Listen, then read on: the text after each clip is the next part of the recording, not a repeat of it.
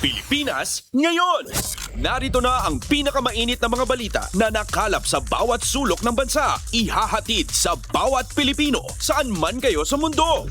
Ang Pilipinas ngayon! Pakinggan ang bawat kaganapan sa bawat lalawigan. Ito ang Pilipinas ngayon!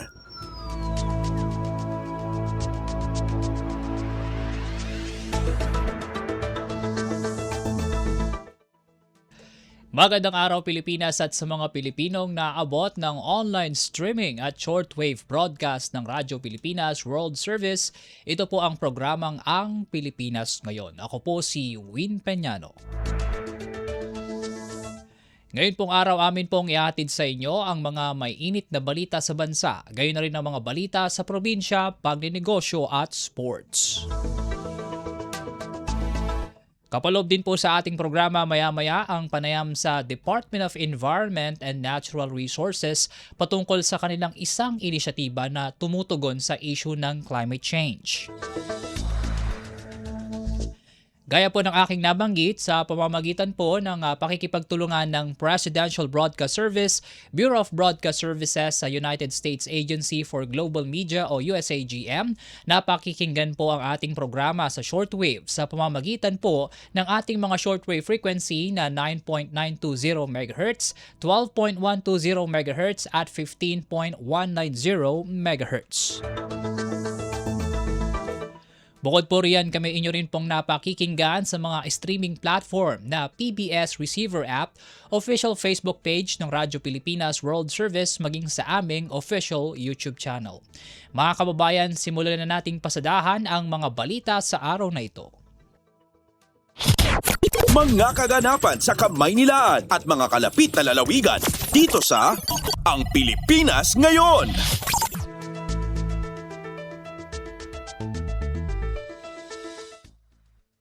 Ngayon po ay kasama na natin via Zoom ang Project Manager ng Philippine Ozone Desk ng Department of Environment and Natural Resources Environmental Management Bureau o DNR-EMB, walang iba kundi si Engineer Nolan Francisco.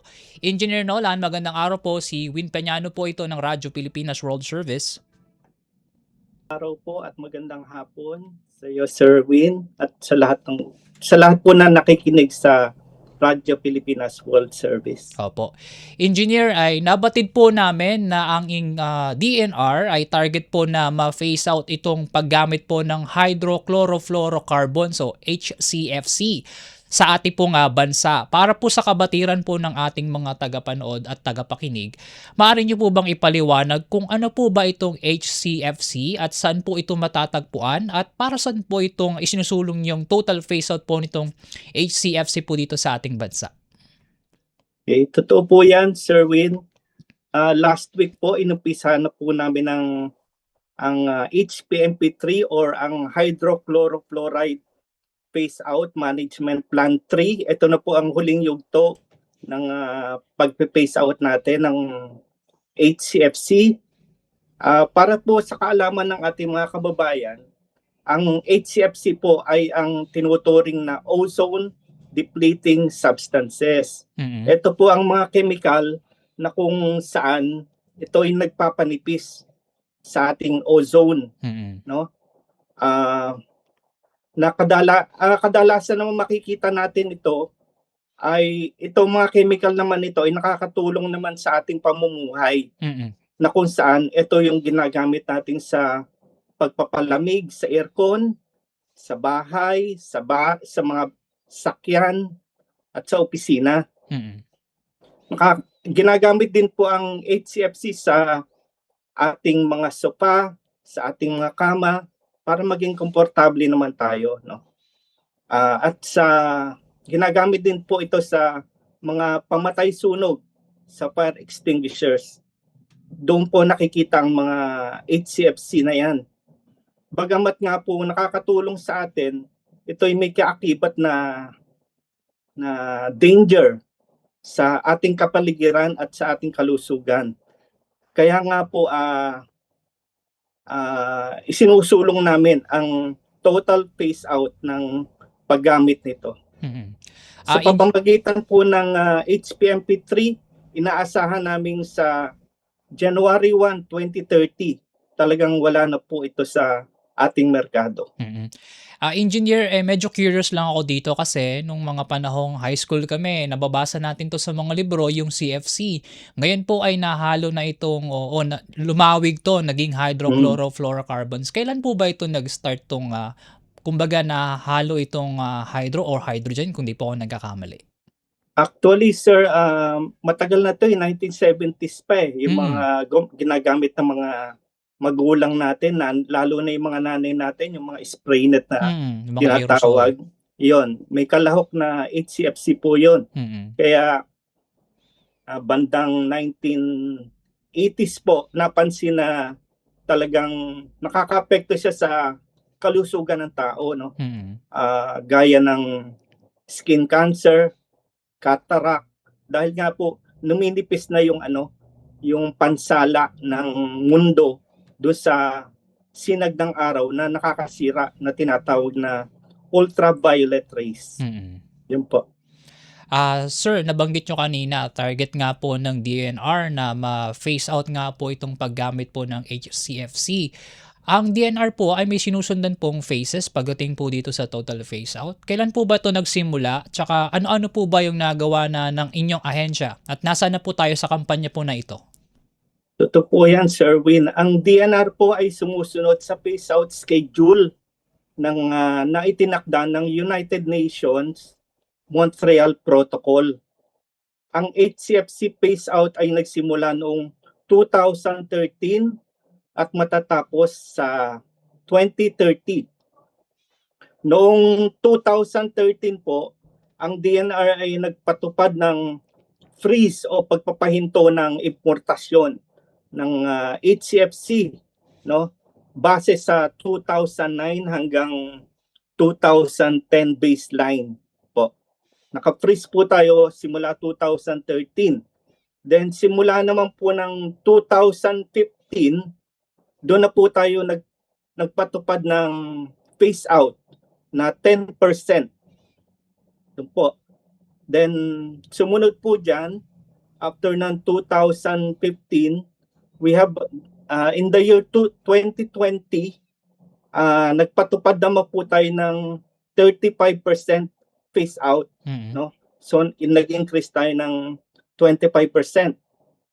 Then sa taong 2025, just last year, nagpatupad po kami ng 67.5 reduction. mm, Pero I'm very proud to say at ang DNR po ay nalampasan natin yung ceiling na binigay sa atin. mm, Nakapagtala po tayo ng around 72% reduction. mm, So lampas pa tayo sa target. mm. Engineer Nolan, nabanggit nyo kanina na itong HCFC ay marami pong nagagamit para po Yes. sa ating mga pang-araw-araw na pamumuhay. At Opo. nabanggit nyo nga rin po nagkakaroon po tayo ng phase out nito. Ito po bang pag-phase out natin at saka ito pong innovation pagdating po dito sa hindi na po paggamit mismo ng HCFC ay kumbaga nakakasabay po ba itong innovation po o yung mga makabagong teknolohiya na hindi na gumagamit itong HCFC? Actually po, matagal nang meron ding alternatibo sa Mm, mga HCFC.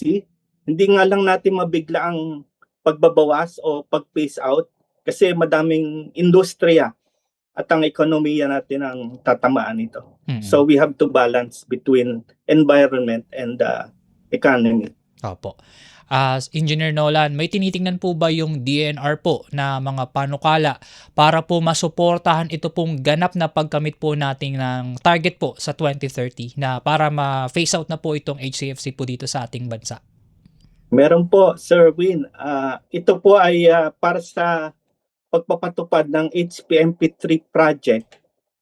Ang DNR ay tinutulungan ng United Nations Industrial Development Organization or UNIDO Mm, upang gumawa ng mga estratehiya upang tuluyan ng maalis ang paggamit ng HCFC sa ating bansa. mm, At bukod po sa DNR at UNIDO, kasama din po sa pagbuo ng mga estratehiya ang mga pribadong sektor gaya ng importers ng substances, at manufacturers po, gaya ng manufacturers ng air condition, refrigeration, at mga fire extinguishers. Mm. Opo, para masiguro natin na epektibo po ang kalalabasan ng ating phase out. Opo. Engineer, ito bang mga nakukuha nating mga inputs, lalo na nabanggit niyo po from UNIDO sa mga stakeholders, meron na po bang mga isinungguni o ibinigay sa ating mga mambabatas dito sa may Kamara at saka sa Senado para po tuluyan nga pong makamit tong HCFC na phase out po pagdating ng 2030 at sa pagbuo nga po ng mga batas para nga po ay ganap nga po itong maipatupad? Sa ngayon po, hindi namin nakikitang kakailanganin pa ng additional na batas, Mm. kundi sundin lang namin yung alituntunin o guidance na binigay ng United Nations at sigurado naman pong makakamit natin yun. Opo. Alam mo, Engineer Nolan, mahalaga po itong pinag-uusapan natin kasi nga po ramdam na po natin yung epekto ng climate change. Hindi Opo. natin may tatanggi na may mga problema nga naman totally sa flood control projects, pero meron diing ambag itong climate change kaya nagkakaroon tayo ng mga malawakang pagbaha, nagkakaroon ng mga tagtuyot sa ganitong panahon kahit hindi naman, nagkakaroon tayo ng mga bagyo sa mga ganitong panahon kahit hindi naman. Kaya mas maganda talaga na maipalaganap natin yung mga ganitong kaalaman sa ating mga kababayan nang sa gayon ay hindi lamang sila nakatuon sa isang mga dahilan o mga sinasabi nating ito dito lang sila tumitingin sa mga ganitong pagkakataon. Mas mainam na mas malawak yung kanilang kaalaman na hindi lamang iisa lang yung nagiging problema pagdating sa mga baha, mas malawak. Meron tayong climate change na ating nang tinutugunan sa mahaba na nga pong panahon. Sa ngayon po, Engineer Nolan, para po sa ating mga kababayan, baka may nais po kayong ibigay na mensahe para po sa kanila nang sa gayon po ay may bigyan po natin sila ng kaalaman, lalong-lalo na dito sa ating sinusulong nga po na total phase out nga po ng HCFC pagdating po ng 2030 at may bahagi po sa kanila na kung ano yung magandang o yung maidudulot na pag-phase out nitong HCFC nga po. Dahil nga nabanggit nyo nga rin po kanina na maraming naitutulong din kahit paano tong HCFC sa mga nakalipas na taon. Though, nagkakaroon nga rin po ng mga innovation para tuluyan na nga pong lumayo tayo sa paggamit po ng HCFC. Engineer Nolan, nasa inyo po yung pagkakataon para po sa ating mga kababayan. Ibigay nyo po ang mga gusto nyo pong ibigay po na mensahe. Okay.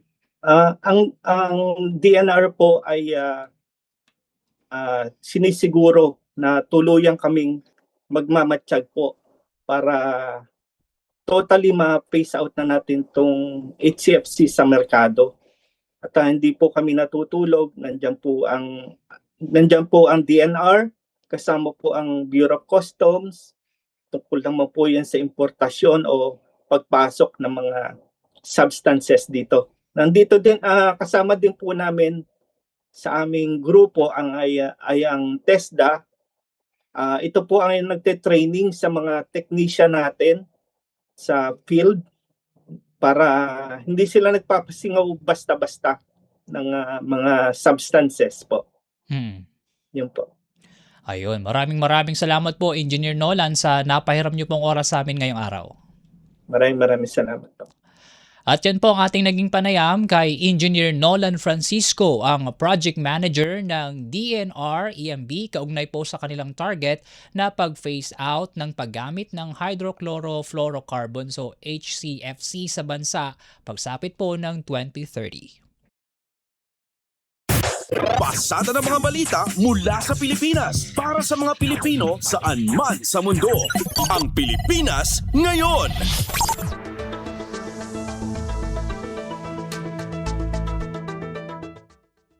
Samantala sa pagpapatuloy ng ating balitaan, naging matagumpay ang isinagawang pulong ni na Pangulong Ferdinand R. Marcos Jr.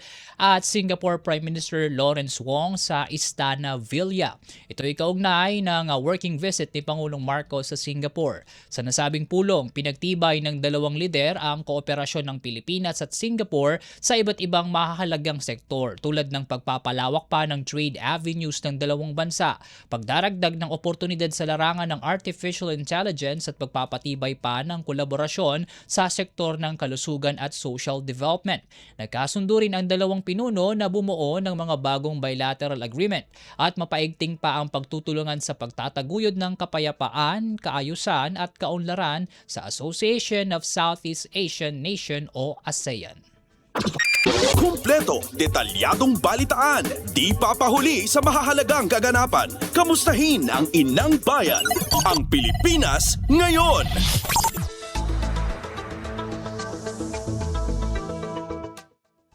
Sa kaugnay na balita, Pangulong Ferdinand R. Marcos Jr. nakapulong ang isang Singapore-based impact investor mula sa sidelines ng kanyang working visit sa Singapore.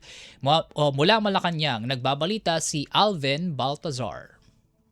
Ibinahagi ni Pangulong Ferdinand R. Marcos Jr. ang bunga ng pakikipagpulong nito sa mga opisyal ng ABC Impacts, isang Singapore-based investment firm na nasa linya din ng healthcare. Sa Facebook post ng Pangulo ay binahagi nito ang patuloy na paglalagak ng puhunan sa Pilipinas ng ABC Impact sa larangan ng healthcare sa pamamagitan ng pakikipagpartner sa AC Health ng Ayala Group. Ayon sa Pangulo, magbubunga ang partnership ng expansion sa hindi bababa sa 10 ospital, 300 clinics at 1,150 pharmacies sa buong bansa pagdating ng 2027. Lilikhaan niya ito, sabi ng Pangulo, ng 10,000 direct healthcare at retail jobs para sa ating mga kababayan. Mula sa Palasyo ng Malacanang para sa Bagong Pilipinas, Alvin Baltasar, Radyo Pilipinas, Radyo Publiko. Pasada ng mga balita mula sa Pilipinas para sa mga Pilipino saan man sa mundo. Ang Pilipinas ngayon.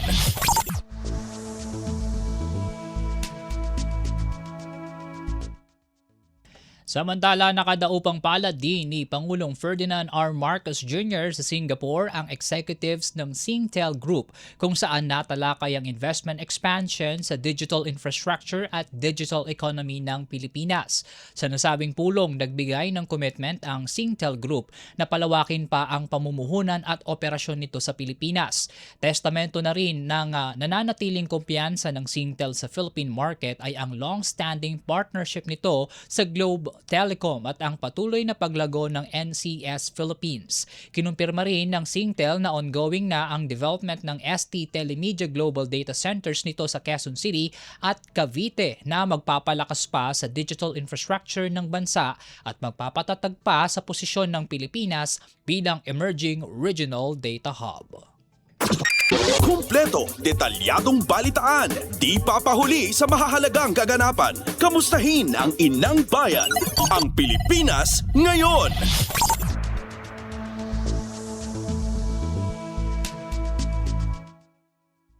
Sa iba pang balita, pag-aaralan ng pamahalaan ng Pilipinas ang pulisiya nito sa pakikipagtulungan sa International Criminal Court o ICC. Ginawa ng Malacanang ang pahayag kasunod ng kampanya ng US government na buwagin ang nasabing tribunal. Ayon kay Palace Press Officer Yusek Claire Castro, sinusuri ng Department of Foreign Affairs ang posibleng epekto ng posisyon ng Amerika. Pero bago ito, una munang kukonsultahin ni DFA Secretary Maria Teresa Lazaro si Pangulong Ferdinand Marcos Jr. bago ilabas ang opisyal na posisyon ng gobyerno. Sa ngayon po ay pinag-aaralan ano ang maaaring maging epekto nito. Pinag-aaralan din naman kung ano ang magiging epekto nito sa pagpapatupad ng ating batas. Claire Castro. Kumpleto, detalyadong balitaan, di papahuli sa mahahalagang kaganapan. Kamustahin ang inang bayan, ang Pilipinas ngayon.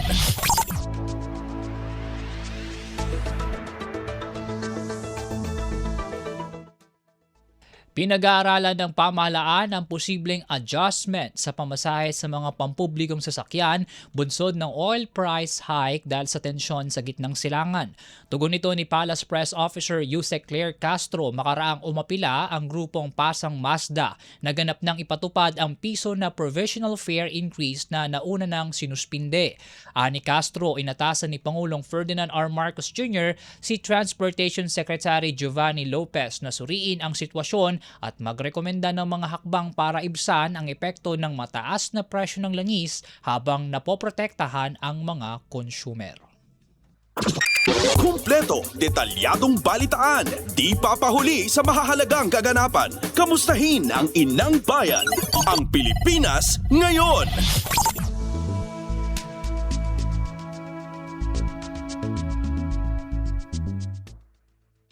Malacanang binigyang diin na nakatuon sa trabaho si Pangulong Ferdinand R. Marcos Jr. at hindi sa mga numero ng survey. Ginawa ng palasyo ang pahayag matapos na lumabas sa SWS survey na tumaas ang satisfaction rating ng punong ehekutibo. Mula Malacanang, nagbabalik si Alvin Baltazar. Binigyan din ng Malacanang na trabaho ang focus ni Pangulong Ferdinand R. Marcos Jr. at hindi ang numero na lumalabas sa mga isinasigawang survey. Ang pahayag ay ginawa ni Palace Press Officer Undersecretary Claire Castro kasunod ng pagtaas ng satisfaction rating ng Presidente sa ikalawang bahagi ng 2026. Ayon kay Castro, nakasentro ang atensyon ng Pangulo sa pagtatrabaho at maipaabot kung ano ang dapat na maipaabot sa ating mga kababayan. Kung mayroon anong lumabas na survey na naman sa susunod na buwan at ang resulta nito'y bumaba man o tumaas, ay iisa ang tiyak. Hindi apektado ang Pangulo ng numero. Ang gagawin lang anya ng Pangulo ay tuloy-tuloy na trabaho at wala sa isip ang makapagbakasyon man lamang. Pakinggan natin si Palace Press Officer Undersecretary Claire Castro. Gumanda man, hindi gumanda ang survey para sa kanya, hindi po siya maaapektuhan ito. In the first place, hindi naman siya tatakbo bilang Pangulo sa susunod. So, trabaho lang po ang Pangulo. Mula sa Palasyo ng Malacanang para sa Bagong Pilipinas, Alvin Baltazar, Radyo Pilipinas, Radyo Publiko. Pasada ng mga balita mula sa Pilipinas para sa mga Pilipino saan man sa mundo. Ang Pilipinas ngayon.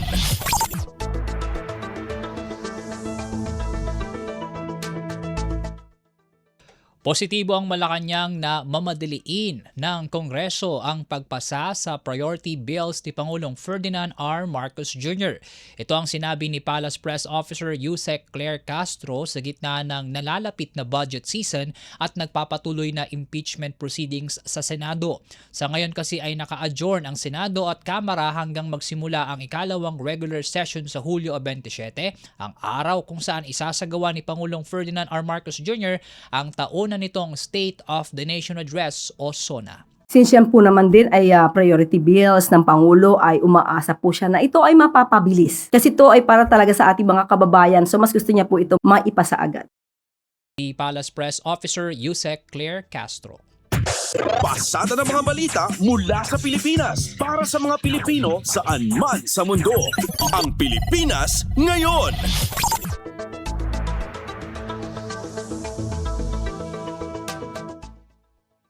Balitaan naman kaugnay sa impeachment, Senate Impeachment Court, iniurong sa Lunes ang pagbibigay desisyon kung ipapasabina ba ang bank at tax records ni na Vice President Sara Duterte at asawang si Mans Carpio. Ito'y sa gitna ng kahilingan ng prosekusyon na maidagdag ang mga nasabing dokumento bilang karagdagang ebidensya sa impeachment case ng Vice Presidente.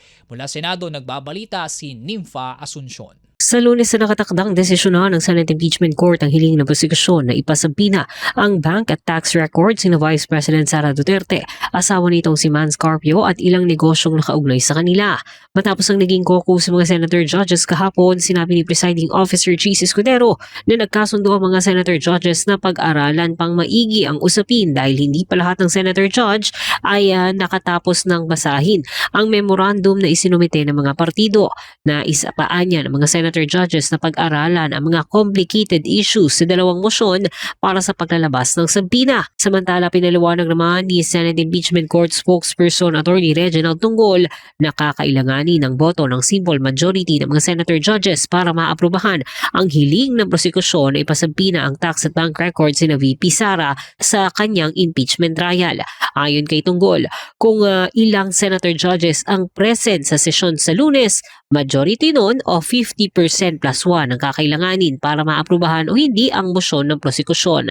Ayon kay Tunggol, kapag ordinaryong botohan, sapat na ang majority para sa isang quorum. Narito ang bahagi ng pahayag ni Attorney Tunggol. Pag mga ganyang mga ordinaryong mga botohan lamang, simple majority lamang ng quorum. So only those senator judges present will be able to vote. And yung mananalong boto doon is 50% plus 1. Mula Senado para sa Bagong Pilipinas, Nympha Asuncion, Radyo Pilipinas, Radyo Publiko. Kumpleto, detalyadong balitaan, di papahuli sa mahahalagang kaganapan. Kamustahin ang inang bayan, ang Pilipinas ngayon.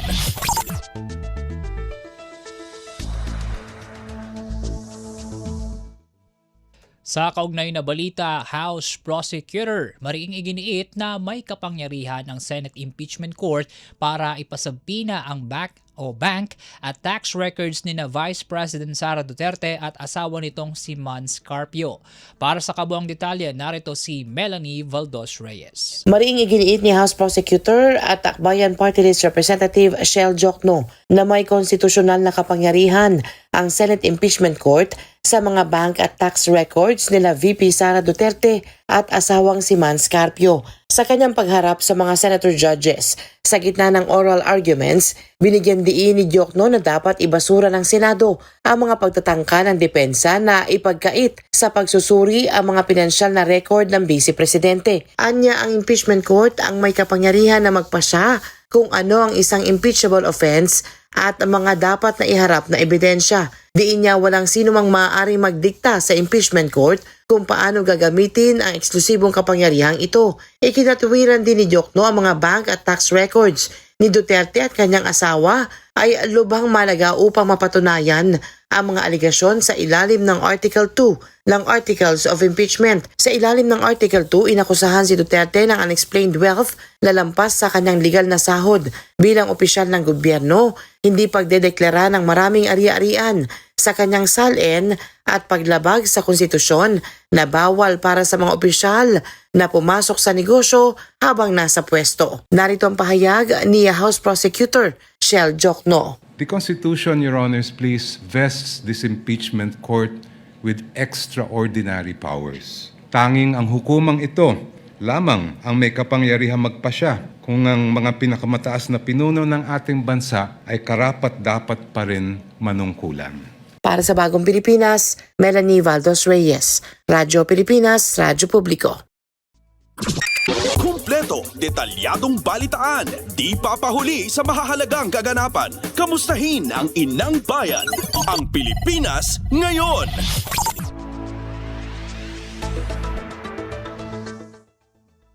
Presentasyon ng House Prosecution Panel sa mga ebidensya para sa Article 1 ng Articles of Impeachment laban kay Vice President Sara Duterte, pinaghahandaan na ng defense team.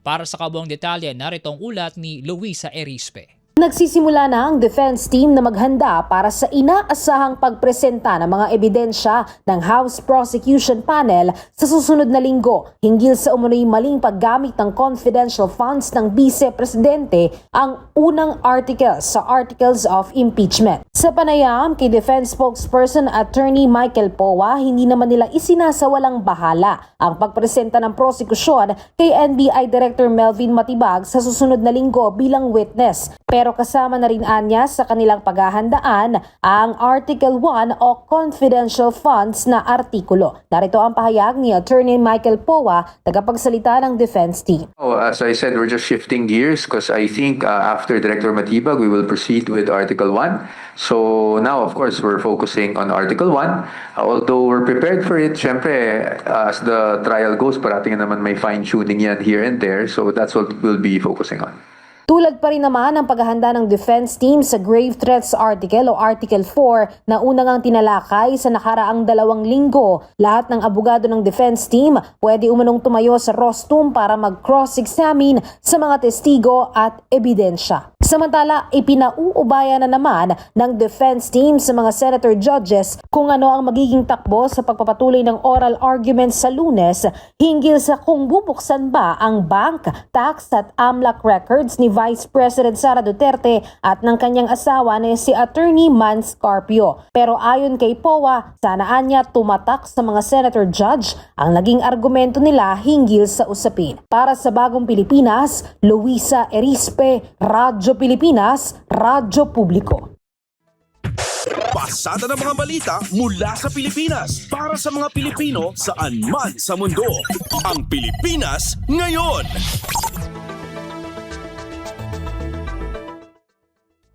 Nanawagan ng grupong Bantay Senado sa Senate Impeachment Court na iwasang maantala ang paglilitis dahil sa mga technical na usapin. Ayon kay Professor Cleve Arguelles, tagapagsalita ng Bantay Senado, dapat pagtuunan lamang ang mahahalagang isyong nakapaloob sa reklamong impeachment laban kay Vice President Sara Duterte.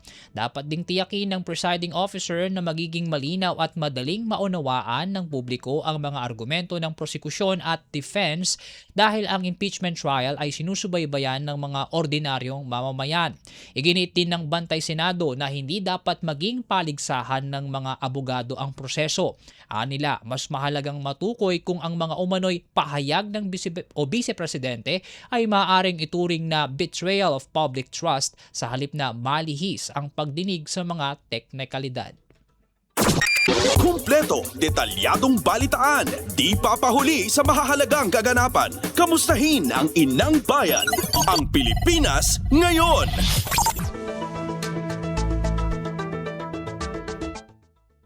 Sa iba pang balita, Sandigan Bayan 3rd Division Chair, personal na ininspeksyon ang bagong Quezon City Jail Male Dormitory kung saan nakadetine ngayon si Senador Rodante Marcoleta. Para sa kabuang ulat, narito si Mary Ann Bastasa. Personal na ininspeksyon ni Sandigan Bayan 3rd Division Chair Associate Justice Carl Miranda ang New Quezon City Jail Male Dormitory sa Payatas kung saan nakadetine si Senador Rodante Marcoleta. Ito matapos na iutos ng korte na mailipat na siya ng kustodiya sa BJMP mula sa PNP General Hospital habang dinidinig ang kanyang kasong plunder. Sa pag-inspeksyon ni Justice Miranda ay partikular nitong sinilipang kahandaan ng QC Jail na tumanggap ng persons deprived of liberty na may mga pangangailangang medikal. Kabilang sa inspeksyon ng intake area, detention cells, infirmary at iba pang medical facilities, skills development education area, sunning area, classrooms at ang e-dialogue facility. Ayon naman sa BJMP, isang linggo munang mananatili si Marcoleta sa infirmary ng QC Jail bago siya ihalo sa general population. Mula sa Quezon City para sa Bagong Pilipinas, Mera Antastasa, Radyo Pilipinas, Radyo Publiko. Pasada ng mga balita mula sa Pilipinas para sa mga Pilipino saan man sa mundo. Ang Pilipinas ngayon.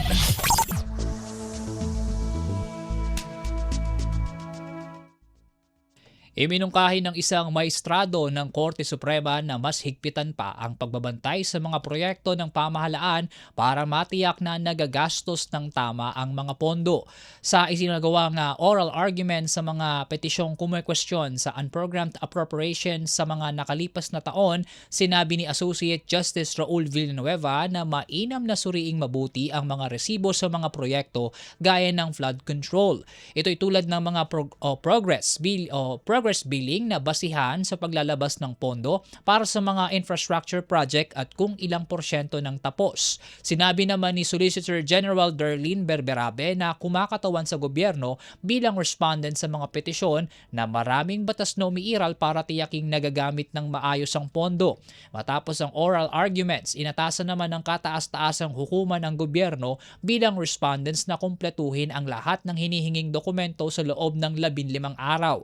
Ayon kay Chief Justice Alexander Gusmundo, aaksyonan nito ng korte sa sariling timeline at tatalakayin pa rin ng Kongreso ang panukalang 2027 national budget makapagsumite man o hindi ang respondent sa mga hinihingi ng hukuman. Pasada ng mga balita mula sa Pilipinas para sa mga Pilipino saan man sa mundo. Ang Pilipinas ngayon.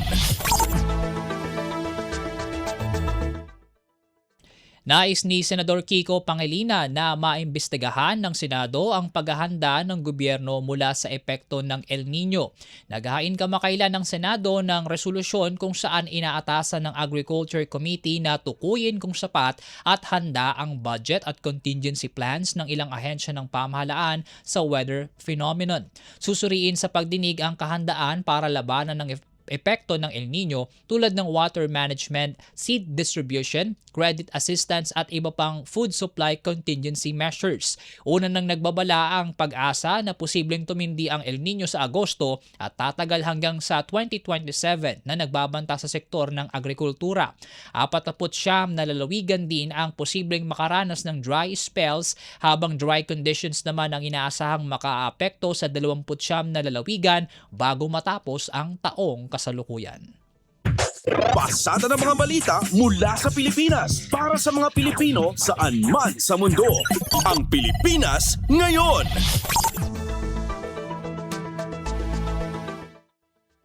Kumpiyansa ang Department of Agriculture na walang mangyayaring anumang taas presyo sa mga agricultural product sa kabila ng naramdamang bagyo at habagat. Tiniyak ni Agriculture Spokesperson Assistant Secretary Arnel de Mesa na nananatiling sapat ang supply ng mga agri-products sa bansa, kabilang narito ang bigas, gulay, maging ang karne. Sa katunayan, mas bumaba pa ngayon ang presyo ng karneng baboy. Senyales na sapat ang supply nito. Naging malaking tulong din ang mga ipinatutupad na hakbang ng Department of Agriculture upang matiyak ang food security at mabantayan ang mga pamilihan mula sa pananamantala sa presyo ng mga bilihin. Pasada ng mga balita mula sa Pilipinas para sa mga Pilipino saan man sa mundo. Ang Pilipinas ngayon.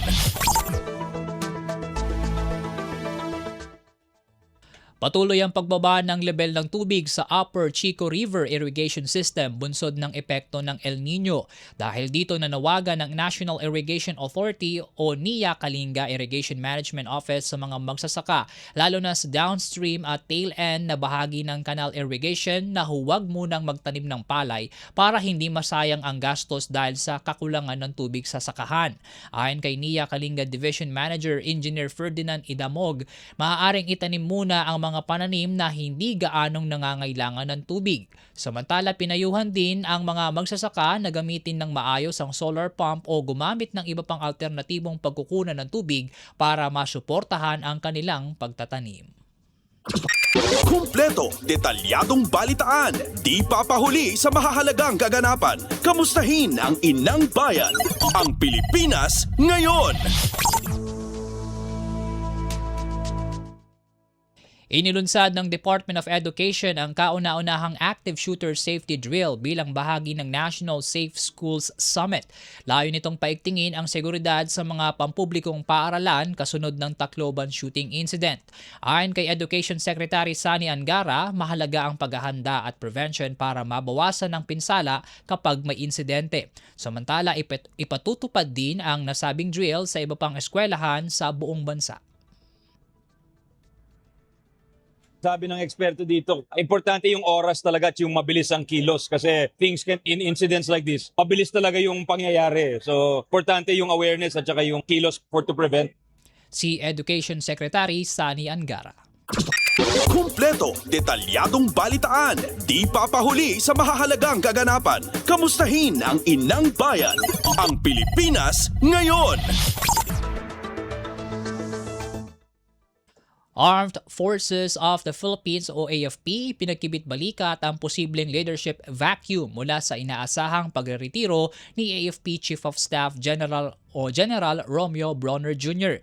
Ginawa ng AFP ang pahayag makaraang lumutang ang ilang pangamba dahil wala pang napipili si Pangulong Ferdinand R. Marcos Jr.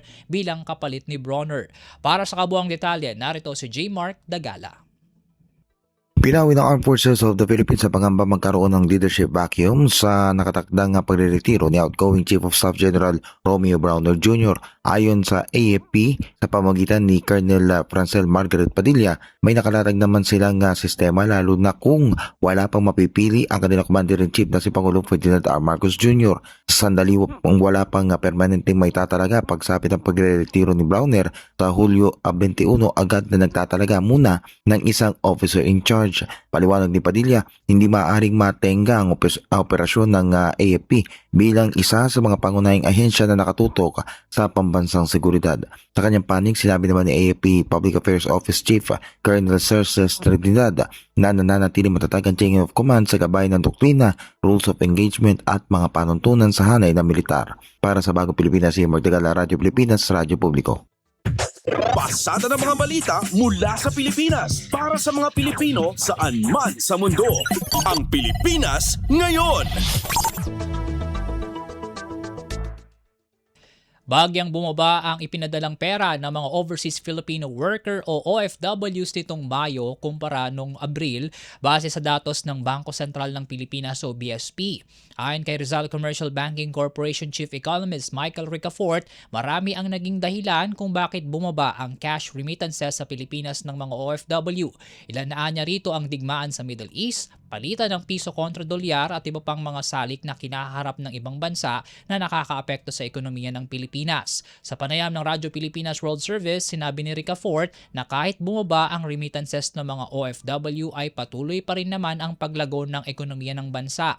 Kinilala rin nito ang malaking ambag ng OFW remittances sa loob ng mahabang panahon, lalo't umagapay ito upang mapataas sa upper middle income status ang bansa. Dagdag pa ni Ricafort, bagamat bahagyang humina ang buwan ng remittances, ipinakikita ng datos na patuloy pa ring matatag ang suporta ng mga OFW sa kanilang mga pamilya at nananatiling mahalagang salik ang kanilang padala para sa paglago ng ekonomiya ng Pilipinas. Medyo bumagal to the slowest in about a year, no? Exactly a year ago, no? May 2025, no? Kasi, although nag-grow pa rin po siya, Sir Ray, 2% year on year. Steady naman po yung growth, no? Kahit naman ng panahon ng pandemic, Sir Ray, hindi naman siya basta-basta nag-decline or kumbaga yung negative growth. Hindi naman po natin nakita yung contraction ng pandemic kasi parang may element of resilience that's contrary to what ng pandemic. Ang dami nagsasabi baka mag-negative growth daw. Hindi naman po nangyari yun, no? O mga patuloy, resilient pa rin, no? Yung OFW remittances natin kasi gawa nga na matagal na kasi sumasalba sa bansa natin yan. Ang pahayag ni RCBC Chief Economist Michael Ricafort. Kumpleto, detalyadong balitaan, di papahuli sa mahahalagang kaganapan. Kamustahin ang inang bayan, ang Pilipinas ngayon.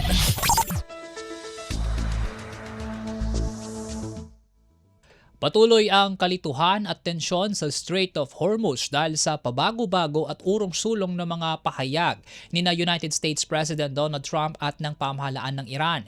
Sa panayam ng Radyo Pilipinas World Service sa veteranong broadcast journalist na si Michael Cohen, ibinahagi nito ang komplikadong istruktura ng gobyerno sa Tehran na kasalukuyang umano'y nasa transition. Mga nasa IRGC o yung kanilang religious military side, ay medyo tuwing may agreement ginagawa itong mga diplomat, hindi sumasangayon itong IRGC. So yan yung nagiging problema. And minsan may usapan sila, maayos yung usapan, nagiging yung agreement na tutupad, nabubuksan na yung port, nababawasan na yung gulo, bigla lang may babanatan na naman isang barko. Sa atin naman, sa ating mga kababayan, yung direktong apektado dyan, yung ating mga tripulante na nasa barko. Kasi sila ang number one na apektado. Tandaan natin, sa I think the figure is 1 in every 3 ships na dumadaan dyan sa Strait of Hormuz. Isa sa bawat 3, yung tripulante na nasa barko na yan, magpapatakbo ng barko na yan, ay Pilipino. Kay Cohen, nasa tinatawag na stage of reconstruction ng pamahalaan ng Iran na pinatatakbo ng 4 na magkakaibang pangkat kaya naman mabilis ang pagbabago ng kanilang mga polisiya. Bukod dito, iniulat din niya ang kasalukuyang sitwasyon ng mga barko sa naturang estratehikong daanan ng langis. Inihayag ni Cohen na nasa 20 hanggang 30 barko kada araw ang sumusubok na makadaan sa Persian Gulf. Bagamat may ilan na umanong nakalalabas, idiniin niya na marami pa ring mga komersyal na barko ang nananatiling naipit dahil sa umiiral na krisis at naval blockade. Ang sitwasyon ito ay nagdulot na ng matinding pangamba dahil tinatayang nasa 1.7 milyong mga Pilipino na nasa loob ng rehiyon ang Persian Gulf ang direktang apektado sa ngayon. I think so long as the war in Iran is not touching American shores directly, walang ginagawang terror attack halimbawa or mga direct action yung Iran laban mismo sa continental United States o Hawaii o Alaska o yung mga territory ng US, hindi ito gaano nakaka-apektong direkta sa mga mamamayan ng Estados Unidos at bukod dyan, dahil malapit ang midterm elections, talagang pinipilit ng mga Republican at gayon din yung mga Democrat na maging political issue ito. Yan ang dahilan na gusto rin ni Pangulong Trump itigil na itong gera nito. Actually, naka-recover na yung presyo ng gasolina. Bumaba na ng gusto sa maraming mga lugar dito sa Estados Unidos. Kasi bumaba na rin sa merkado ang presyo ng langis. Dahil dyan, itong panimula muli ng gera ay talagang isang halimbawa na nagpapakita na meron pa rin problema sa Iran dahil yung 3 o 4 na faction ng gobyerno nila doon ay yan na nagpapagulo dito sa sitwasyon. Nakakaintindi yung mga Amerikano dito sa pangyayaring ito. But it is all ng tinig ng veteranong broadcast journalist na si Michael Cohen. Pasada ng mga balita mula sa Pilipinas para sa mga Pilipino saan man sa mundo. Ang Pilipinas Ngayon. At yan po mga pangunahing balita sa ating bansa. Samantala sa pagbabalik po ng Ang Pilipinas Ngayon, papasadahan naman natin ang mga ulat sa probinsya sa pamamagitan ng ating mga kapatid na himpilan mula Luzon hanggang Mindanao. Itinuloy na po natin ang zero balance billing. Libre po. Ibig sabihin, ang serbisyo sa basic accommodation sa ating mga DOH na ospital, wala nang babayaran ang pasyente. Ang dami pong challenge, hindi po namin alam kung saan namin kukunin, ganon, nag-iisip kung paano namin mababayaran. Siyempre po, masayang-masaya, super saya po dahil na zero billing po kami. Opo, malaking po talaga, malaking tulong po. Mabilis lang din po. Bayad na ang bill ninyo. Uulitin ko, wala nang kailangan bayaran ng pasyente basta sa DOH Hospital dahil bayad na po ang bill ninyo. Naiyak ako kasi sobrang saya. Maraming salamat po, Mr. President Bongbong Marcos Jr. Hindi kami nagkamali ng taong ihinalal. Kumpleto, detalyadong balitaan, di papahuli sa mahahalagang kaganapan. Kamustahin ang inang bayan, ang Pilipinas Ngayon.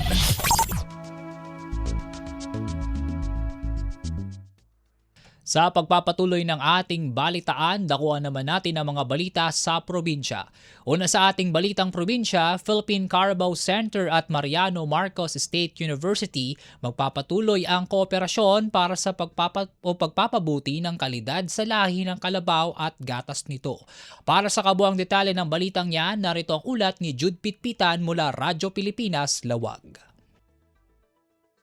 Tapno mapaigatan pay dagiti panagsukisok may nagiti panang papintas ti lahi dagiti nuang dito Ilocos Norte kan panang paigat ti supply iti makan intuloy ti Mariano Marcos State University ti panang salinong iti Philippine Carabao Center iti sumaruno a 25 tawan. Daytagat kalpasan ang nagpinirma dagiti duwa nga institusyon iti Memorandum of Agreement tapno siguradwa na maituloy dagiti panagsukisok kadagiti dingwan kan rural development dito Ilocos Region. Gapoy ti data maipausar ti MMSU tinakurang 4,000 square meter alote kas administration building iti PCC kan 8 hektarya ang mausara kas animal facility ken pagiwaywayan karagiti dingwan ti PCC ket isut akin responsibilidad karagiti daduman nga akam kas kumayti panang ipatakder karagiti pasdek panang manihar karagiti pasilidad ken operasyon dagitoy malasid karagiti lote ana ipaabang ag partner pay dagiti dua nga institusyon iti panagpataod tinwang kan itigatas da bioethanol panagtagiban kadagiti daduma pay nga dingwan ken panang establishar kadagiti Buffalo-based enterprises ang makatulong kadagiti manalon ang maadan tinayo na sapol ken food security para iti komunidad. Manipod iti syudad di Batak, Jude Pitpitan, Radyo Pilipinas, World Service. Balita mula sa lalawigan sa bawat rehiyon ng ating bayan. Dito sa Ang Pilipinas Ngayon. Salamat Jude. Samantala, balita naman sa La Union. Land Transportation Office na mahagi ng mga metal detectors sa mga paaralan sa bayan ng Nagilian sa La Union. Ang balitang yan, ihatid sa atin ni Glenda Sarak ng Radyo Pilipinas Ago. Sa gudayon, titarigagay ni Presidente Ferdinand R. Marcos Jr. apan nakapatid karti siguridad kan panakasalaknib dagiti ag tutubo. Nangiwaras tilan Transportation Officer no LTO Region 1 iti metal detectors kadigiti eskulaan ijay nagilian La Union. Babaan da ito iti inisyatiba ni LTO Chief Assistant Secretary Marcos Lacanilaw ken ni Department of Agrarian Reform Minudar Secretary Conrado Estrella III. Ti panakaiwaras dagiti metal detectors kat indaulwan ni LTO Region 1 Regional Director Glorioso Daniel Martinez, ni Chief of Administrative Division Attorney Danmar Creliera, ken LTO Negilian District Office Chief Evangeline Agbunag, kastamutan ni Negilian Mayor Nieri Flores. May tunas da ito iti commitment ti LTO amang suportar kariti programa amang salaknib karigiti estudyante, manursuro ken komunidad, manipod karigiti posible apangta, tapno agbalin anatalga digiti eskwelaan ken komunidad iti sidong ti Bagong Pilipinas. Manipod ago o La Union, Glendo Bakungan Sarak para iti Radyo Pilipinas World Service. Balita mula sa lalawigan sa bawat rehiyon ng ating bayan. Dito sa Ang Pilipinas Ngayon. Salamat Glenda, mula La Union, tungo naman tayo sa Southern Tagalog. Mga benepisyaryong barangay sa Oriental Mindoro tumanggap ng financial assistance sa ilalim ng bawat barangay makikinabang program ng pamahalaan. Ang balitang yan ihatid sa atin ni Tom Alvarez ng Radyo Pilipinas Lucena. Tumanggap ng financial assistance sa mga benepisyaryong barangay sa ilalim ng bawat barangay makikinabang program ng Local Government Support Fund o LGSF ng pamahalaan sa Oriental Mindoro. Ayon sa pabalidang pamahalaang Pandalawigan, kabilang nila sa mga proyektong naisakatuparan mula sa 100,000 pesos financial assistance ay ang pagbili ng solar street lights, generator sets, printers, laptops, at iba pang mga kagamitang magpapalakas paghatid ng mga pangunahing serbisyo sa mga benepisyaryong barangay. Nilalayo ng inisyatiba na matulungan ang mga barangay na maisakatuparan ng mga proyektong tumutugon sa mga pangangailangan ng kanilang mga nasasakupan at mapahusay ang kalidad ng serbisyong pampubliko sa antas ng komunidad. Inaasahang mas mapapalakas ang programa ang kapasidad ng mga barangay sa paghatid ng mga pangunahing serbisyo at pagpapatupad ng mga proyektong direktang maikinabang ang kanilang mga residente. Mula sa lungsod na Lucena, Tom Alvarez para sa Radyo Pilipinas World Service. Balita mula sa lalawigan sa bawat rehiyon ng ating bayan. Dito sa Ang Pilipinas Ngayon.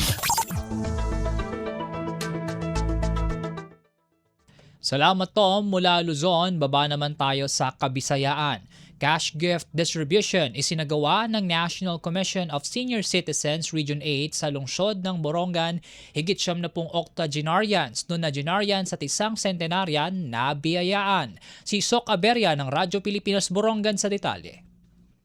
26 nga borongan ng octogenarians ug nonagenarians nga isang centenarian ang nakabenepisyo gintuman ang cash gift distribution ng National Commission of Senior Citizens, a multi-purpose gym and government complex sa Barangay Campisaw, Syudad na naglabay nga adlaw.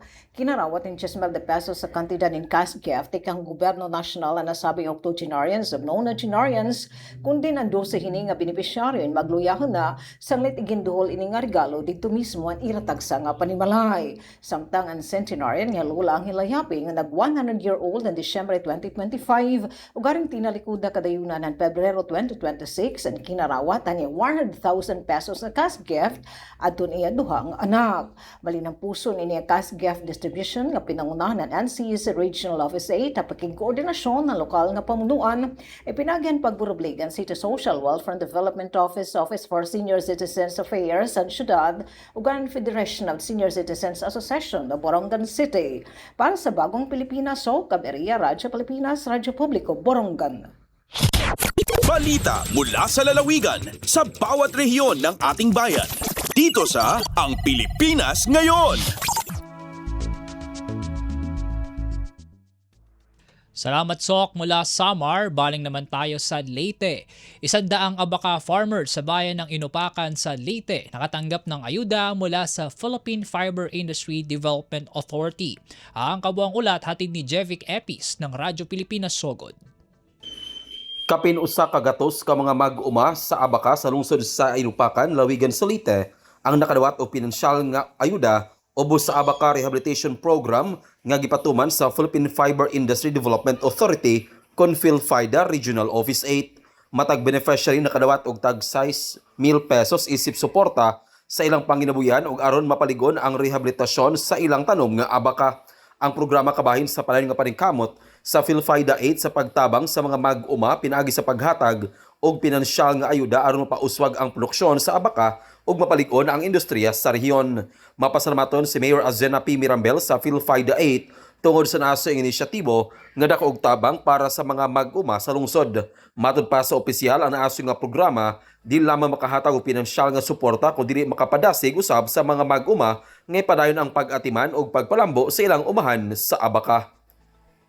Para sa Bagong Pilipinas, Jevic Epis, World Service. Balita mula sa lalawigan sa bawat rehiyon ng ating bayan. Dito sa Ang Pilipinas Ngayon. Salamat Jevic mula Kabisayaan, tawid naman tayo sa Mindanao. Pagbenta ng frozen meat na hindi sumunod sa requirement, pinatigil ng City Veterinary Office at National Meat Inspection Service. Si Romy Kapinpuyan ng Radyo Pilipinas, Cagayan de Oro sa detalye. Tungod sa wala nasunod nga mga rekisitos, gipaundang sa syudad pinagi sa City Veterinary Office ang mga vendors sa Kugon ug sa Carmen Public Market sa pagbaligya sa mga frozen meat products sugod itong Hulyo 13. 384 ka mga imported frozen pork meat ang gikonfiscate sa iniusang puwersa sa City Vet, NMIS ug sa City Health Office atol sa gimong inspeksyon nitong Martes, Hulyo 14. Lakip sa gikonfiscate ang 27 ka kilo nga local fresh pork meat ug 39 ka kilo nga chicken meat. Matud pa ni Dr. Helen Antakandong sa City Vet, subay sa DA Administrative Order No. 06 Series of 2012, ang frozen nga karne kinahanglan ibutang sa 0 degrees centigrade o mas ubos pa o ibaligya lang gikan sa aprobadong freezer unit. Gipasabot sa syudad nga subling gipahinumduman ang mga meat vendors nga sundon ang hustong kalimpyo sa pagdumala, pagtago o pagkontrol sa temperature aron nga luwas ang karne. Magpadayon ang City Veterinary Office, NMIS ug ang City Health Office sa pagpahigayon sa regular inspection aron nga masiguro ang full compliance sa RA 9296. Mula sa Cagayan de Oro, Romy Kapinpuyan para sa Radyo Pilipinas World Service. Balita mula sa lalawigan sa bawat rehiyon ng ating bayan. Dito sa Ang Pilipinas Ngayon. Salamat Romy mula Cagayan de Oro, lipat naman tayo sa Zamboanga. National Irrigation Administration Region 9 nagsagawa ng mid-year assessment para sa mga Institutional Development Program implementer sa Zamboanga Peninsula. Si Leslie Cubol ng Radyo Pilipinas Zamboanga sa detalye. Malampusong napahigayon sa National Irrigation Administration Regional Office 909 nga gipanguluhan ni Engineer June Nathaniel Plaza, Regional Manager ang mid-year assessment sa 58 ka mga Institutional Development Program o IDP implementer gikan sa Zamboanga, Sibugay ug Zamboanga del Sur, Irrigation Management Offices o IMOs o Zamboanga del Norte o Zambasulta Regional Sub-Offices o RSOs uban sa 22 ka mga miyembro sa Regional Core Training Staff. Ang aktibidad nagsilbing higayon sa pagsuta sa first semester accomplishment sa programa, pagpangandam sa pagkuhag dugang mga implementer nga idestino sa field o pagpaligon sa ilang kahibalo ug hanas sa epektibong pagpatuman sa programa. Sa assessment, ang matag IMO o RSO mipadayag sa ilang physical o financial nga accomplishment sa IDP, paggamit sa operations and maintenance subsidy, mga inisyatibo sa convergence program, kahimtang sa mga programa nga gipatuman sa NIA o mga plano pagsulbad sa mga kakulangon diya sa pagkabot sa target. Gipahimugatan ni Engineer Plaza nga maila ang epektibong Institutional Development Officer o IDO dili lamang sa technical nga katakos kundi diha usab sa ligdo nga kinaya ug andam nga mosagop sa mapadayunong pagtuon. Pabiling komitido ang NIA9 sa pagpalambo sa mga kompetente, may kalam o andam o serbisyo mga IDP implementer diya sa paghatod sa mga programa o serbisyo sa mga komunidad sa mga mag-uma sa rehiyon. Gikan diri sa Radyo Pilipinas Zamboanga, kini Celeste Cubol para sa Radyo Pilipinas World Service. Balita mula sa lalawigan sa bawat rehiyon ng ating bayan. Dito sa Ang Pilipinas Ngayon. Salamat Leslie mula Zamboanga. Kawing naman tayo sa Caraga. Mabilis na pagproseso ng PhilHealth Caraga sa claims, pinatitibay ang mga serbisyo sa kalusugan. Si Dayanara Hake ng Radyo Pilipinas Butuan sa detalye. Nagpadayon ang PhilHealth Regional Office Caraga sa pagpalig-on sa paghatag og epesyente ug kasaligan nga benepisyo sa panglawas isip kabahin sa Universal Healthcare Program sa rehiyon. Pinaagi sa paspas nga pagproseso sa mga claims, masiguro ang hapsay nga paghatag og serbisyo ngadto sa mga kaabag nga health facilities ug mga miyembro. Gikan sa Hunyo 1 hangtod Hunyo 30, 2026, nakapagawas ang PhilHealth Caraga og kapin 526.84 million pesos nga bayad sa claims alang sa 42,433 ka na prosesong claims sa mga partner health facilities sa rehiyon. Kini nagpakita sa padayon nga suporta sa ahensya sa mga healthcare provider aron mapadayon ang kalidad nga serbisyo sa panglawas. Nasuta usab nga ang average turnaround time sa pagproseso sa claims sa PhilHealth Caraga anaa sa 4.85 kaadlaw lamang, mas paspas kini kumpara sa national average nga 10.76 kaadlaw. Gipasalamatan sa PhilHealth Caraga ang mga kaabag nga health facilities sa ilang padayon nga kooperasyon aron mas mapalapad ang access sa epesyente ug kasaligan nga proteksyon pinansyal alang sa matag Karaganon. Para sa Bagong Pilipinas, Dayanara Hake, Radyo Pilipinas, Radyo Publiko, Butuan. Balita mula sa lalawigan sa bawat rehiyon ng ating bayan. Dito sa Ang Pilipinas Ngayon. Salamat Dayanara mula Caraga. Tunguhin naman natin ang Region 10. Pagtatayo ng automatic weather station sa lungsod ng Iligan, aprobado na. Si Sharif Timhar ng Radyo Pilipinas Iligan sa detalye. Giaprobahan na sa sangguniang panunsod ng Iligan ang pagtukod sa automatic weather station kon AWS pinaagi sa kasabutan tali sa DOST Pag-asa ug lokal nga pangagamhanan. Sumala ni City Disaster Risk Reduction and Management Officer Armin Aloro. Andam na ang tanang kinahanglanon alang sa proyekto ug ang pagpirma na lamang sa kasabutan ang gihuwat sa dili pasugdan ang pagtukod niini. Gipahayag ni Aloro nga dako ang ikatabang sa AWS tungod kay dili na kinahanglan mosalig pa ang Iligan sa weather data gikan sa lagindingan. Kung matukod na kini makakuha na usab og weather data ang Lanao del Norte ug Ozamis City gikan sa station sa Iligan. Ang resolusyon gisumite ni Committee on Disaster Risk Reduction and Management Chair Councilor Ramil Emborong isip kabahin sa pagpalig-on sa kaandam sa dakbayan batok sa mga katalagman.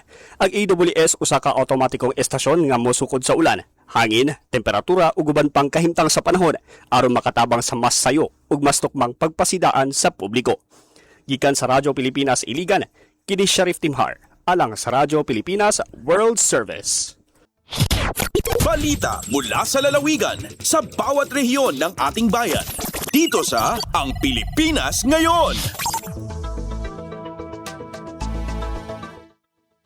At yan po mga pangunahing balita sa ating mga kapatid na himpilan sa iba't ibang dako ng bansa. Samantala mula Balitang Probinsya, tunguhin naman natin ang mga mainit na balita sa larangan ng pagninegosyo at kalakalan na ihahatid sa atin ni Steph Vicente sa pagbabalik po yan ng Ang Pilipinas Ngayon. Makalipas lamang po ang isang maikling paalala. Mabilis ang trivia, dagdag talino.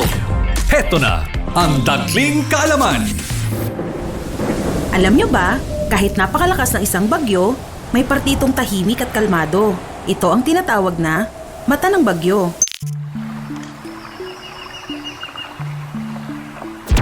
Pero, huwag magpaloko. Pagkatapos ng mata, susunod ang eyewall, kung saan nararanasan ang pinakamalakas na hangin at ulan na kayang magdulot ng matinding pinsala. Kaya tandaan, kapag biglang tumahimik sa gitna ng bagyo, hindi pa tapos ang panganib. Kaunting kaalaman na malaking dagdag talino. Abangan muli ang susunod na Dagling Kaalaman. Lagay ng ekonomiya, kalakalan, negosyo at iba pa. Atin ang alamin dito sa Ang Pilipinas Ngayon. Magandang araw, nagbabalik na po ang programang Ang Pilipinas Ngayon at narito na ang ating segmentong Balitang Negosyo at Kalakalan. Nagkaloob ang Green Climate Fund ng $6.78 million grant upang suportahan ang Pilipinas sa pagpapatupad ng mga climate investment na magpaprotekta sa mga komunidad laban sa epekto ng climate change, magpapalakas sa clean energy transition at magsusulong ng inklusibong pag-unlad ng ekonomiya. Ayon sa Department of Finance o DOF, ang programang Third Readiness and Preparatory Support System o RPSP-3 ay naglagay sa bansa bilang kauna-unahang tumanggap ng ganitong suporta sa Asia at Pasipiko sa ilalim ng GCF2 na sumasaklaw mula 2024 hanggang 2027. Inaprubahan noong Hunyo 24, 2026 ang 60 buwang programa na layong palakasin ang kakayahan ng bansa sa pagbuo at pagpapatupad ng mga proyektong nakaayon sa National Adaptation Plan at Climate Commitments ng Pilipinas. Bahagi ng programa ang pagpapalakas ng koordinasyon ng mga ahensya ng pamahalaan, pagbuo ng pipeline ng mga proyektong pangklima at pagpapahusay ng monitoring at knowledge systems. Katuwang dito ang iba't ibang ahensya gaya ng DENR, Climate Change Commission, DA at DOST na nagpapakita ng matibay na suporta ng pamahalaan sa climate action. Samantala, sinabi ng DOF na higit pa sa pondo, ang grant ay isang mahalagang hakbang upang maisakatuparan ang mga layunin ng bansa sa klima habang inihahanda rin ang panibagong panukala na maaaring magdagdag ng hanggang $3 milyong na suporta. Lagay ng ekonomiya, kalakalan, negosyo at iba pa. Atin ang alamin dito sa Ang Pilipinas Ngayon. Sa iba pang mga balita, pinag-aaralan ng Department of Agriculture o DA ang paggamit ng satellite technology upang mapahusay ang pamamahala sa agrikultura at pangisdaan at mapalakas ang food security ng ating bansa. Ayon kay Agriculture Secretary Francisco Tiu Laurel Jr., layon nitong mapataas ang produksyon, mapalakas ang resiliency laban sa kalamidad at climate change at mapabilis ang pagtugon sa pangailangan ng mga magsasaka at mangingisda. Kaugnay nito, magpapakalat ang DA ng nasa 1,000 tauhan sa buong bansa bago matapos ang taon para sa field validation ng mga datos mula sa satellite. Sa pakipagtulungan sa Philippine Space Agency o PhilSA, layon rin o plano rin gamitin ang satellite data sa flood mapping upang matukoy kung saan naiipon ang tubig ulan at paggamit ito sa irigasyon. Ayon sa kalihim, mahalagang mapakinabangan ng bawat patak ng tubig upang mapataas ang produksyon at mabawasan ang pag-angkat ng pagkain. Isinusulong din ang mas malawak na crop monitoring at paggamit ng teknolohiya sa pagtukoy ng peste, sakit ng pananim at kondisyon ng lupa at tubig kabilang ang Laguna de Bay. Pinag-aaralan din ang satellite-based fishing grounds mapping para matulungan ang maliliit na mangingisda, gayon din ang paggamit ng satellite data sa mas mabilis na agricultural insurance claims. Sa kabuuan, bahagi ito ng pagtutulak ng DA sa precision agriculture kung saan ang mga desisyon sa sektor ay nakabatay sa mas tumpak at makabagong datos. Lagay ng ekonomiya, kalakalan, negosyo at iba pa. Atin ang alamin dito sa Ang Pilipinas Ngayon. Samantala, tumaas ng hanggang 50% ang dami ng interbank fund transfer transactions matapos alisin o bawasan ng mga bangko at e-wallet sa bansa ang bayarin sa InstaPay at PesoNet. Yan ay ayon sa Bangko Sentral ng Pilipinas o BSP.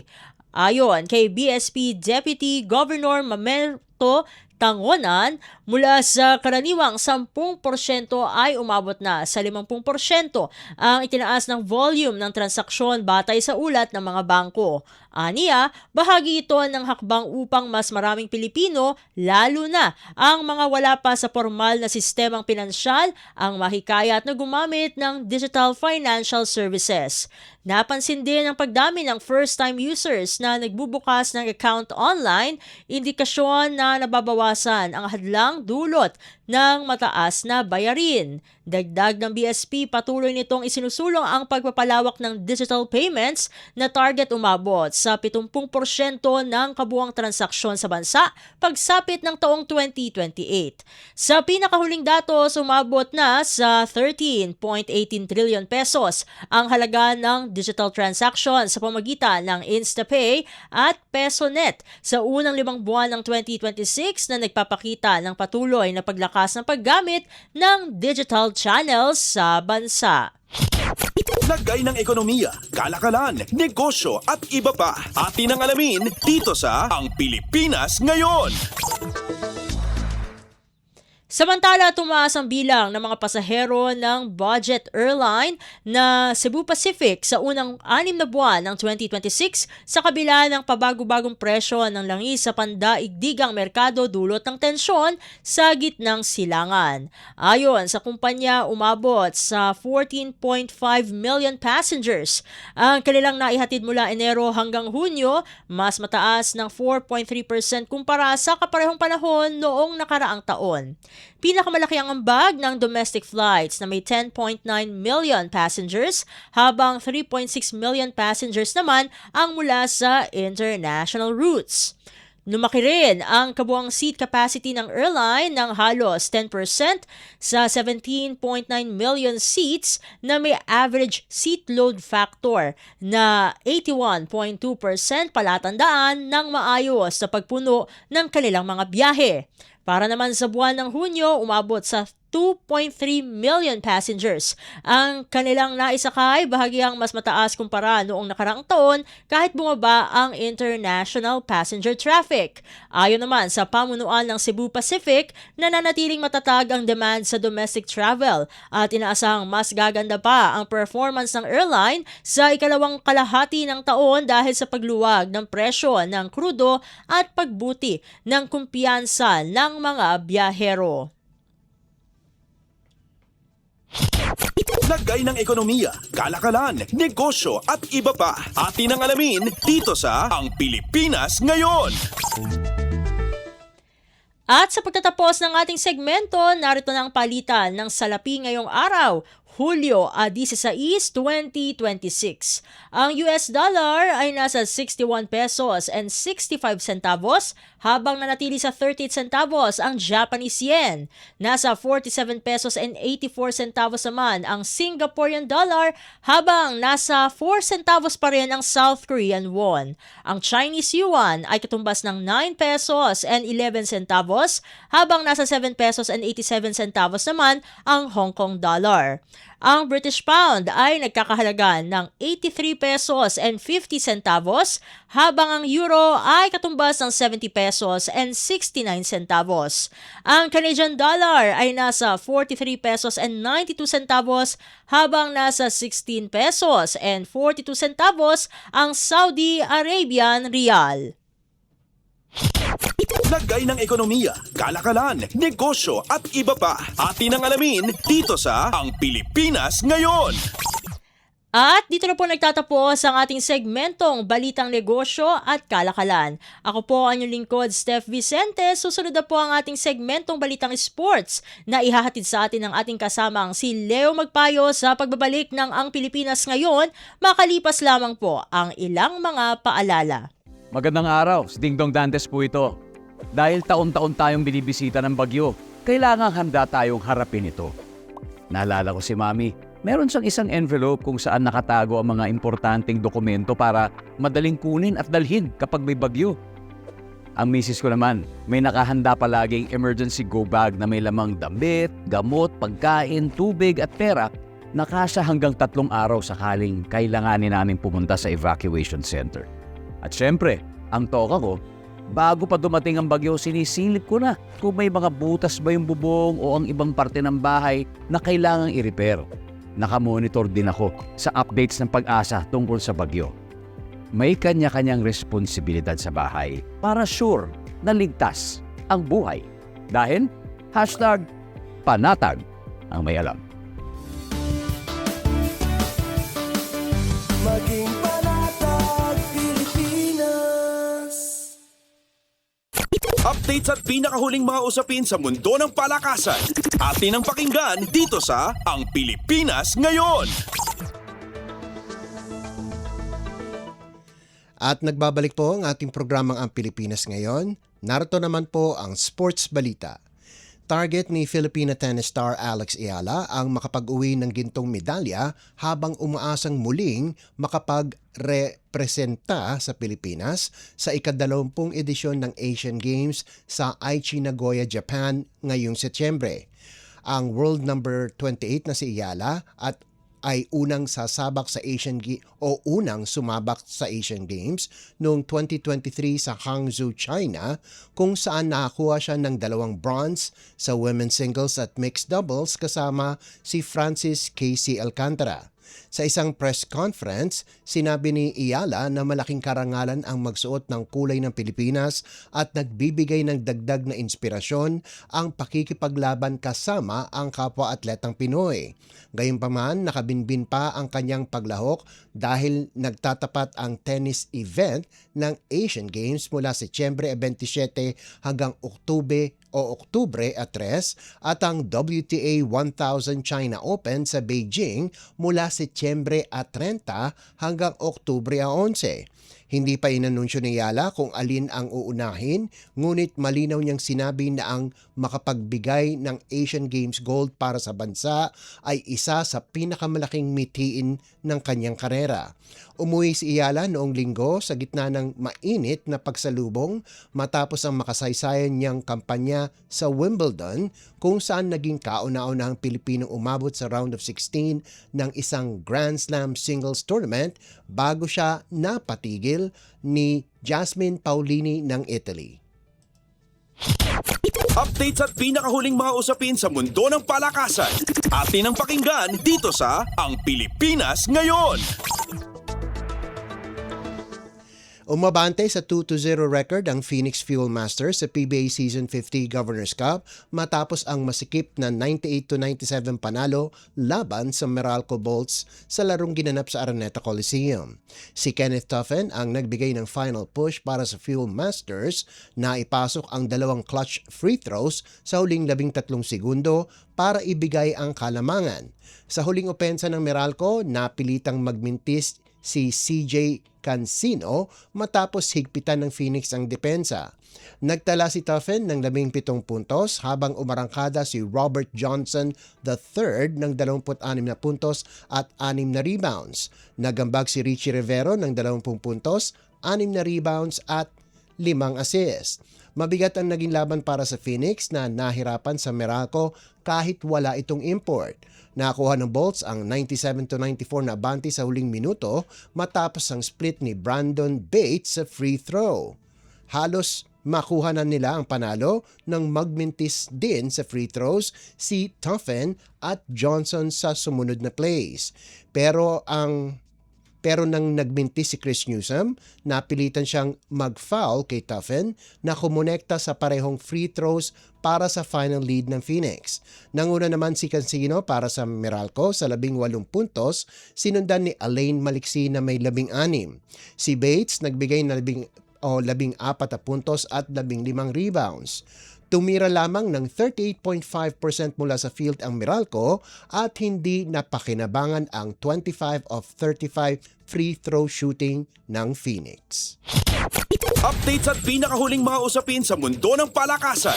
Atin ang pakinggan dito sa Ang Pilipinas Ngayon.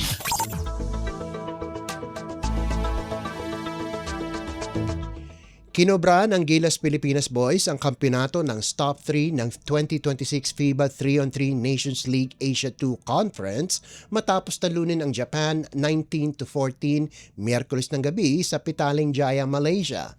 Sa panalong ito, umakyat ang Pilipinas sa tie sa unang pwesto ng overall standings kasama ang Belarus, kapwa may 240 points matapos ang 3 stops. Ang New Zealand ang nasa ikatlong pwesto habang Japan ang ika-4. Pinangunahan nina Cabs Cabunilas, Koji Benaflor at Earl Medina ang Gilas sa finals. Nagtayo ng 18-10 na kalamangan bago tuluyang sinelyohan ang 5 puntos na panalo. Tumapos si Cabunilas na may 7 puntos, 6 kay Benaflor at 5 kay Medina, kabilang ang 2 long-range baskets.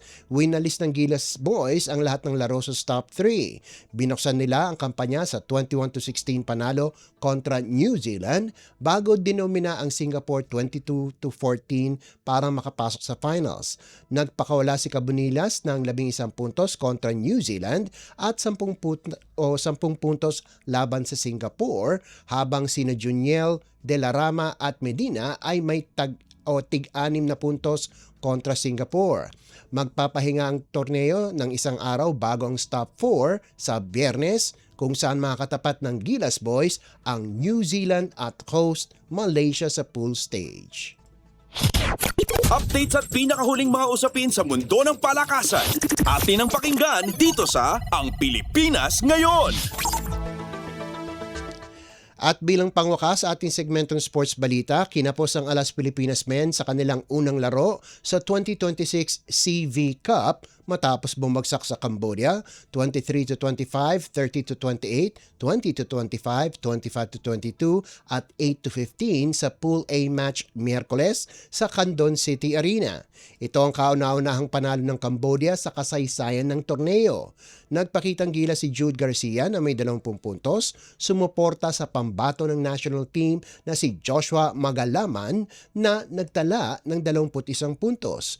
Ngunit hindi na nagawa ng Nationals na maituloy ang momentum sa ikalimang set kahit naipuwersa nila ang decider matapos ang matinding 25-22 finish sa fourth set. Naiwasan ng Pilipinas ang 0-2 hole nang maagaw ang extended set 2, 30-28. Umabot sila sa 24-21 lead, ngunit naubos ito matapos ang rally ng Cambodia na umabot pa sa set point sa 24-25. Sa huli, sina Garcia at Lloyd Yosafat ang nagbigay ng finishing blows, isang off-the-block hit at isang kill block para itabla ang laban sa 1-all. Sa unang set, nagpakita ng tapang ang Alas, ngunit bumigay sa dulo 23-25. Nagambag si Louie Ramirez ng 17 puntos, habang nanguna para sa Cambodia si Vorn Viesna na may 33 puntos. Bumagsak ang Pilipinas sa 0-1 kartada at susunod na haharapin ang Indonesia sa Biyernes. Cambodia naman ang unang makakatapat ng Indonesia sa Huwebes. Updates at pinakahuling mga usapin sa mundo ng palakasan. Atin ang pakinggan dito sa Ang Pilipinas Ngayon. At yan ang pinakahuling balita sa larangan ng palakasan. Ito po si Leo Magpayo. Samantala, nagbabalik na po si Win Peñano. Updates at pinakahuling mga usapin sa mundo ng palakasan. Atin ang pakinggan dito sa Ang Pilipinas Ngayon.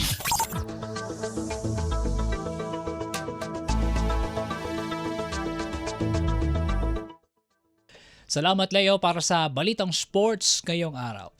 Mga kababayan, sumapit na po tayo sa pagtatapos ng ating palatuntunan sa araw na ito. Pero bago po tayo tuluyang magpaalam, pasalamatan muna natin ang ating mga nakasama sa pagbabalita. Kay Steph Vicente para sa Balitang Negosyo at Kalakalan, kay Leo Magpayo para sa Balitang Pampalakasan, sa mga nakasama nating reporter na nagulat mula Luzon hanggang Mindanao, sa production side kanila Drizzle Nanyong at Jay Arevalo, sa ating mga kasama sa Master Control na sina Milo Junela, Susan Naison, Hiro Lucero, JP Lumuntad at Anthony Pimentel, at sa aming station manager na si Ginoong Ray Sampang.